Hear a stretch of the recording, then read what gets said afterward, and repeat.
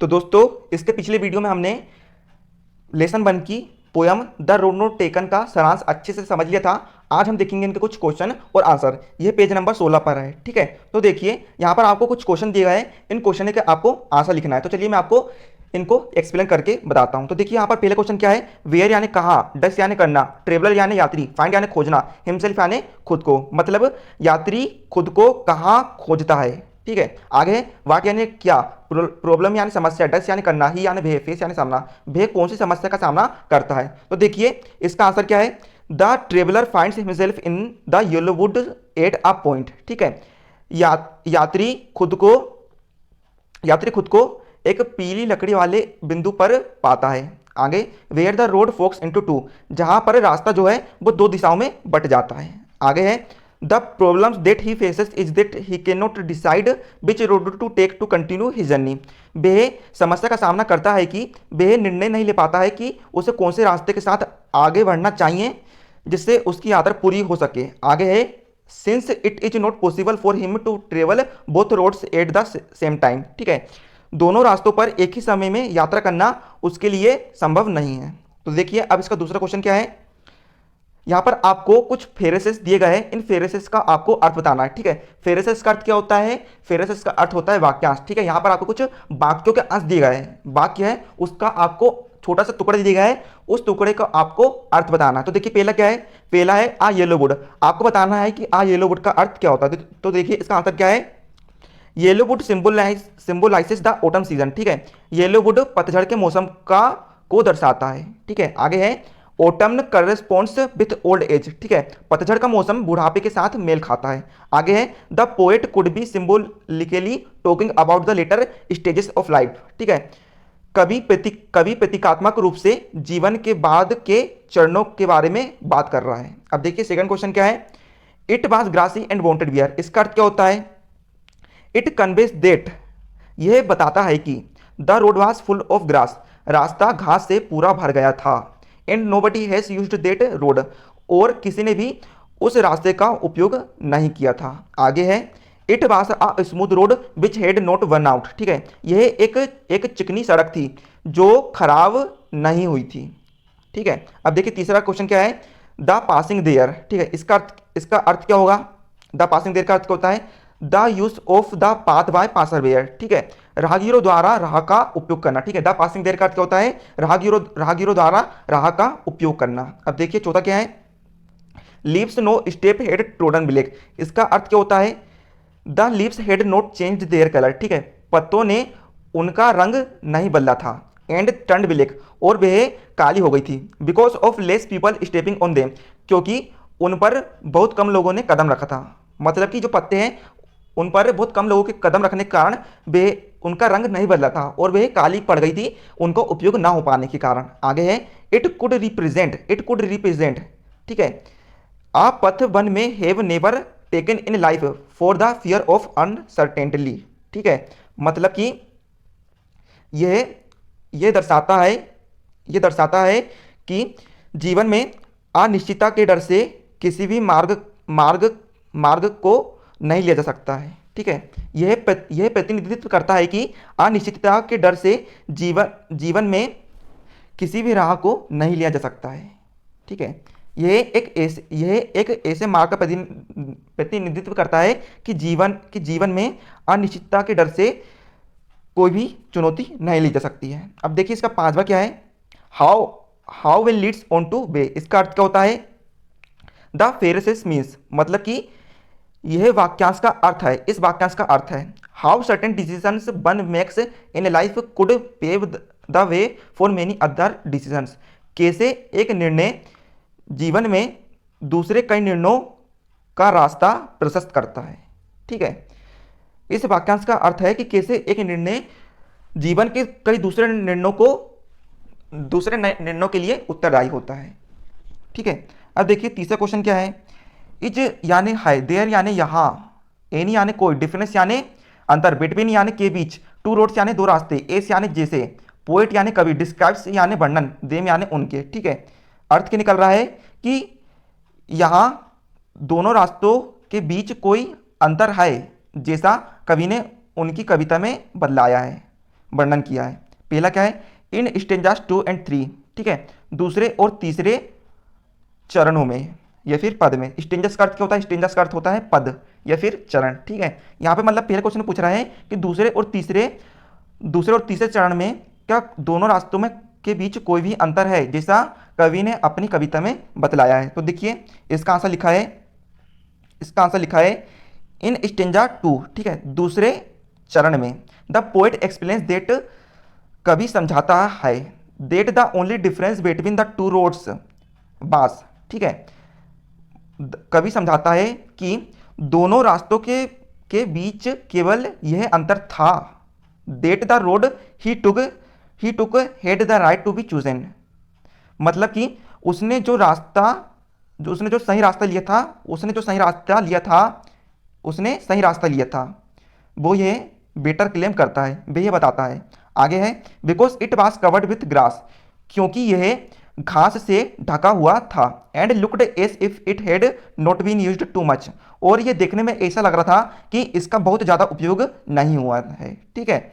मतलब कि कवि यहाँ पर समझाता है कि उस दोनों रास्तों के बीच केवल यह अंतर था कि उसने जो रास्ता लिया था या फिर उसे जो रास्ता लेने का अधिकार था, क्योंकि वह जो रास्ता है वह घास से ढका हुआ था और देखने में ऐसा लग रहा था कि वह बहुत ज़्यादा उपयोग में नहीं हुआ है, ठीक है। मतलब कि घास से ढका हुआ है, मतलब कि उसका बहुत ज़्यादा उपयोग नहीं हुआ है। आगे है बिसाइड्स द डिफरेंस, ठीक है, इस अंतर के अलावा both roads had been equally worn down by passer way travelling on them, ठीक है, दोनों रास्तों पर राहगीरों द्वारा यात्रा करने पर वे समान रूप से प्रदर्शित हो रहे थे, ठीक है। अब देखिए इसका दूसरा क्वेश्चन क्या है, in the last 2 lines of the poem, ठीक है, कविता की आखिरी दो लाइनों में क्या क्या दोनों रास्तों के बीच कोई भी अंतर है, जैसा कवि ने उनकी कविता में बतलाया है। तो देखिए यहाँ पे आंसर है in the last line of the poem the poet says that, ठीक है, कविता की आखिरी दो लाइनों में कवि कहता है कि there is a difference between the two roads, ठीक है, यहाँ दोनों रास्तों के बीच एक अंतर है।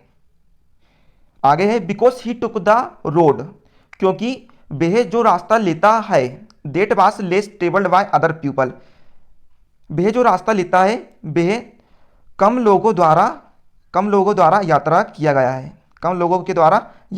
गया है, and that made all the difference to his journey, और उसकी यात्रा में यही सब बातें अंतर पैदा करती है, ठीक है। मतलब कि कवि जो है वो उसकी कविता की आखिरी दो लाइनों में ये बताता है कि दोनों रास्तों के बीच केवल ये अंतर है कि जो उसने जो रास्ता लिया है वह कम लोगों द्वारा उपयोग में लाया गया है, मतलब कि जो उन्होंने रास्ता लिया गया है वह कम लोगों द्वारा उपयोग किया गया है, और यही उसकी यात्रा में सारे अंतर को पैदा कर देता है। अब देखिए इसका चौथा क्वेश्चन क्या है, बाट यानी क्या, डू यानी करना, यू यानी तुम, थिंक यानी सोचना, last 2 lines of the poem, कविता की आखिरी 2 लाइनों में, मीन यानी अर्थ, ठीक है, मतलब कि तुम क्या सोचते हो, कविता की आखिरी 2 लाइन का क्या अर्थ है। आगे क्वेश्चन में लिखा है लुकिंग बैक, ठीक है, यदि पीछे मुड़कर देखे तो does the poet regret his choice और एक्सेप्ट इट, ठीक है, क्या कवि उसकी पसंद पर पछताता है या फिर उसे स्वीकार करता है। मतलब कि यहाँ पर ये पूछ रहा है कि कविता की आखिरी 2 लाइनों का अर्थ क्या है, और कवि ने जो चुनाव किया है वह उस चुनाव पर पछताता है या फिर उस चुनाव को स्वीकार कर लेता है। तो देखिए इसका आंसर क्या लिखा है, the last 2 lines of the poem mean, ठीक है, कविता की आखिरी 2 लाइन का अर्थ है द एक्सेप्टेंस ऑफ रियलिटी, ठीक है, कविता की आखिरी 2 लाइनों का अर्थ है वास्तविकता को स्वीकार करना। The poet made a choice, ठीक है, कवि ने एक चुनाव किया, and accepted the challenging path, और चुनौतीपूर्ण रास्ते को स्वीकार किया। He took and unexplored path in his life, वह उसकी जिंदगी में अनपेक्षित मार्ग की तरफ बढ़ता है। He wanted to do something different in his life, ठीक है, वह अपनी जिंदगी में कुछ अलग करना चाहता है। आगे है सो ही chooses the less travelled road, इसलिए वह कम लोगों के द्वारा यात्रा की गई रास्ते को चुनता है। No he does not regret his choice, ठीक है, नहीं वह अपनी पसंद पर पछताता नहीं है। ठीक है, अब देखिए यहाँ पर आपको कुछ बड़े क्वेश्चन दिए गए हैं, इनको आपको विस्तृत रूप में आंसर लिखना है। तो देखिए पहला क्वेश्चन क्या है, have you ever had to make a difficult choice, मतलब क्या तुमने कभी क्या तुमने कभी क्या तुमने कभी कठिन चुनावों को किया है, क्या तुमने कभी कठिन चुनावों को देखा है कोष्टक में, और do you think you will have difficult choices to make, और तुम क्या सोचते हो कि तुम्हारे पास बनाने के लिए कठिन चुनाव है। आगे पूछ रहा है how will you make the choice, तुम कैसे चुनाव को बनाओगे, तुम चुनाव को कैसे बनाओगे, या फिर तुम चुनाव कैसे करोगे। क्वेश्चन में लिखा है फॉर व्हाट रीजंस, और किन कारणों से तुम चुनाव कैसे करोगे और किन कारणों से चुनाव करोगे। तो देखिए पहले क्वेश्चन का आंसर लिखते हैं कि तुमने कभी जीवन में कठिन चुनावों का सामना किया है। तो देखिए इसका आंसर लिखा है नो, यानी नहीं। Till now I have never been in a situation, ठीक है, अभी तक मैंने ऐसी स्थिति में नहीं रहा हूं, in which I had to make a difficult choice, जिसमें मुझे कठिन चुनाव का सामना करना पड़ा हो। पर perhaps I am still too young to make an independent choice, शायद मैं अभी बहुत छोटा हूं स्वतंत्र चुनाव करने के लिए, स्वतंत्र चुनाव बनाने के लिए। ठीक है, अब देखिए इसी का आगे का तीसरा क्वेश्चन क्या कह रहा है, तुम कैसे कैसे चुनाव करोगे। तो देखिए इसी का आंसर हम लिखते हैं यस, यानी हाँ, I think later or sooner I will have difficult choices to make, हाँ मैं बाद में सोचूंगा कि मुझे चुनाव कैसे करना है। ठीक है, अब देखिए इसी के आगे लिखता है, इसी का सॉरी देखिए इसी का आगे क्वेश्चन है कि तुम क्या सोचते हो कि तुम चुनाव कैसे करोगे, तुम बनाने के लिए चुनाव कैसे करोगे। तो देखिए इसी का आंसर लिखते हैं हम यस, यानी हाँ, I think later or sooner I will have difficult choices to make, हाँ मैं बाद में सोचूंगा कि मुझे चुनाव कैसे करना है। अब देखिए इसी का तीसरे क्वेश्चन का लिखा है how will you make the choice, कि तुम चुनाव कैसे करोगे। तो देखिए इसी का आंसर हम लिखते हैं after completing my general education. ठीक है, अब मैं अपनी समान शिक्षा पूरी करने के बाद I will have to make choice of profession. ठीक है, मैं अपने पेशे का चुनाव करूंगा, whether I should become and engineer or doctor or something else, कि मुझे इंजीनियर बनना चाहिए या डॉक्टर बनना चाहिए या फिर कुछ और बनना चाहिए। ठीक है, इसी का आगे लिखा है आई will have hundreds of option before me, मेरे पास 100 से भी अधिक विकल्प रहेंगे। आगे है then it will be difficult to make a choice in between them. ठीक है, फिर मुझे बहुत कठिनाई होगी इनमें से चुनाव करने के लिए, इनके बीच चुनाव करने के लिए। It will make choice according to. ठीक है, अब देखिए इसी का आगे चौथा क्वेश्चन क्या है, फॉर व्हाट रीजंस, कि तुम चुनाव कैसे करोगे और किन कारणों से करोगे। तो देखिए इसी का आंसर हम लिखते हैं I will make choice according to my capabilities. ठीक है, मैं अपनी क्षमताओं और मजबूत बिंदुओं के अनुसार चुनाव करूंगा। आई will choose a path that gives me satisfaction and mental peace। ठीक है, मैं उस रास्ते को चुनूंगा जो मुझे संतुष्टि प्रदान करे और जो मुझे मानसिक शांति प्रदान करे। I will not join the rat race for money. ठीक है, मैं पैसों के लिए चूहों की दौड़ में शामिल नहीं होऊंगा। आगे है like the poet in poem. ठीक है, कविता में कवि की तरह I will choose a challenging and unexplored path in my life. ठीक है, मैं एक चुनौतीपूर्ण और अनपेक्षित मार्ग अपनी जिंदगी में चुनूंगा। ठीक है, अब देखिए इसी का दूसरा क्वेश्चन क्या है, after you have made, question क्या है दूसरा क्वेश्चन क्या है, after you have made a choice do you always think about what might have been. ठीक है, कि क्या तुम चुनने के बाद हमेशा सोचते हो कि तुमने क्या किया, और do you accept the reality, या तुम अपनी वास्तविकता को स्वीकार करते हो। यहाँ पे क्वेश्चन ये पूछ रहा है कि तुम कोई निर्णय लेने के बाद ये सोचते हो कि तुमने गलत किया है, या फिर तुम अपनी जो तुम कर रहे हो वो वास्तविकता को तुम स्वीकार कर लेते हो। ठीक है, तो देखिए इसका आंसर लिखे है taking a decision sometime make और मार्स अवर फ्यूचर। ठीक है, एक निर्णय को लेना हमारे भविष्य को बनाता है। Having made a choice. ठीक है, एक निर्णय लेने के बाद आई एक्सेप्ट द रियलिटी, मैं वास्तविकता को स्वीकार करता हूँ।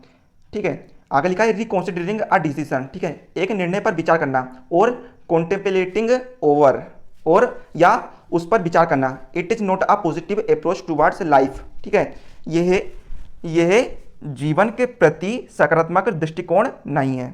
ठीक है, आगे लिखा है such thoughts never allow us to be happy. ठीक है, इस तरह के विचार हमें जीवन में, इस तरह के विचार हमें कभी भी खुशी नहीं देते हैं। With what we have gained from our decisions. ठीक है, जो हमने निर्णय ले चुका है और हमने जो उससे प्राप्त किया है, इस तरह के विचार हमें कभी भी खुशी नहीं देते हैं और हमने जो उनसे प्राप्त किया है। Therefore I believe in sticking to my decision. ठीक है, तो इसलिए मैं अपने डिसीजंस पर अडिग रहने पर विश्वास रखता हूं। तो उम्मीद करता हूं आपको समझ में आ गया होगा। मिलते हैं अगले वीडियो में, तब तक के लिए जय हिंद जय भारत।